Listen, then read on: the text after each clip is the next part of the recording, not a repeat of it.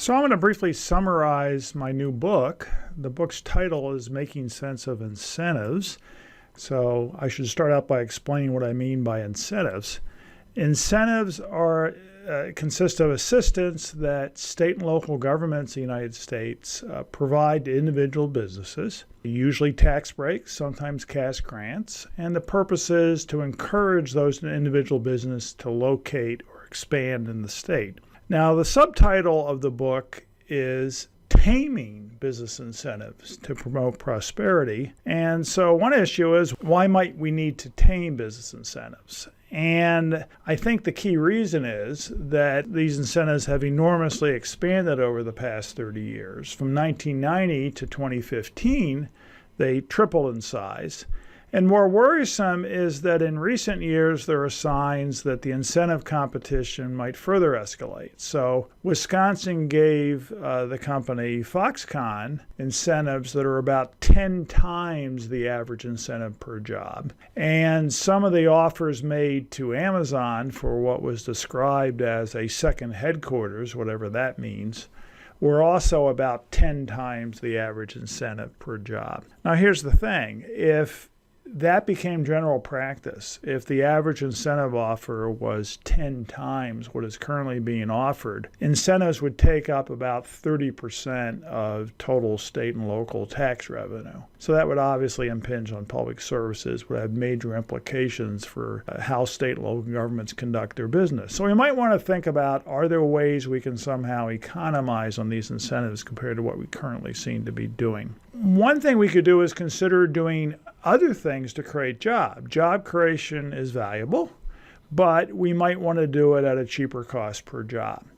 So tax incentives are more effective, less costly per job than simply giving every business a tax cut. I mean, if you give every business a tax cut, you're giving a tax cut to McDonald's. That's not really going to do much for your local economy. It's just going to drive the local Burger King down the street out of business.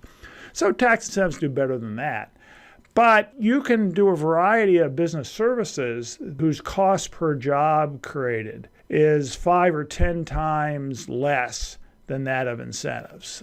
Or to put it another way, per dollar, their jobs created are 5 to 10 times as great. So that includes things like customized job training, where a community college tries to help a business by providing it with trained workers suited to that firm's job needs. Manufacturing extension services, which is where an office gives advice to small and medium-sized manufacturers about how to find new markets, how to improve their productivity, how to improve their competitiveness. It includes things like neighborhood development programs and brownfield development programs that try to develop additional land that's suitable for business development. It includes things like additional infrastructure, roads or other types of infrastructure that also makes more land readily available for development. So all these kind of services, as I said, can have a much higher bang for the buck than business incentives. So we might want to think about putting more resources into those and less into these cash incentives, either tax breaks or cash grants. Now, there also are other types of services, although they may not create jobs directly, may increase earnings. I mean, we have to think about, why do we even want job growth? Job growth is not valuable in and of itself. It's valuable because of some of the effects it has. So we value job growth because we think that it will increase employment to population ratios, and that will increase earnings per capita directly, and will also put some upward pressure on wages. But we also can increase wages by various types of job skills programs that, although they may not create that many jobs, may increase the quality of jobs, may increase wage rates. So that includes community college workforce education, which has a much higher earnings increase per dollar than incentives. Incentives per dollar, an average incentive might produce $1.50 in extra earnings per dollar of cost. Community college workforce education might have a ratio of 8 to 1. Place-based college scholarships, which such as the Kalamazoo Promise, where We promise students in a particular school district that they will get college tuition paid. We've studied these a lot at the Upjohn Institute. They can have a benefit-cost ratio in terms of earnings for the local economy per dollar of over 6 to 1. Universal preschool. I've done a lot of simulations of universal preschool. That can also get an earnings increase for local economy of close to $6 per dollar of investment. Public school spending increases. There's a really good study by Kirabo Jackson, Rucker Johnson, and Claudia Persico. Rucker Johnson is someone who got a dissertation award from the Upjohn Institute. They have a really good study looking at public school spending increases. They can increase earnings in the local economy by $5 per dollar of cost. Child care for the poor. James Heckman, who's a Nobel Prize-winning economist, has done a number of studies of what high-quality child care for the poor can do if we provide it full day, year-round, from birth to age 4. And that can produce benefits for a local economy in terms of higher earnings per capita of over $3 per dollar. So all of these skills programs have a much higher bang for the buck in terms of increased earnings per capita than is true of the average incentive program.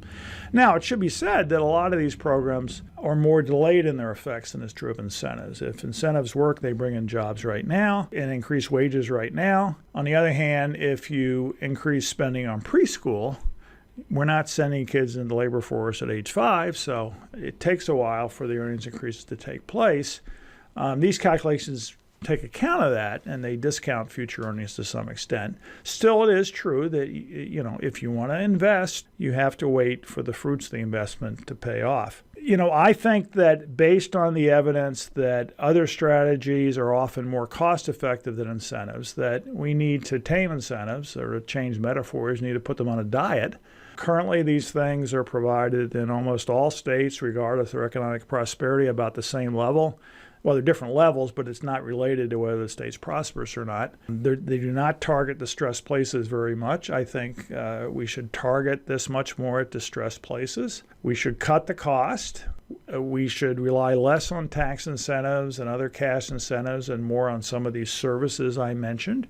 I think if we're going to target distressed places rather than having the local government pay for a lot of these tax incentives, I think the state government should pay, or the federal government. And I think we should limit the term of these. I think the key problem with incentives that makes them so tempting for a governor or mayor is that if you negotiate a contract or agreement with a company where you agree to provide a property tax break for 20 years or a job creation credit for 15 years, that's especially to a major company, that's very tempting to a political leader. You can get the political credit for attracting jobs now, and who's going to pay the cost? The next governor or mayor.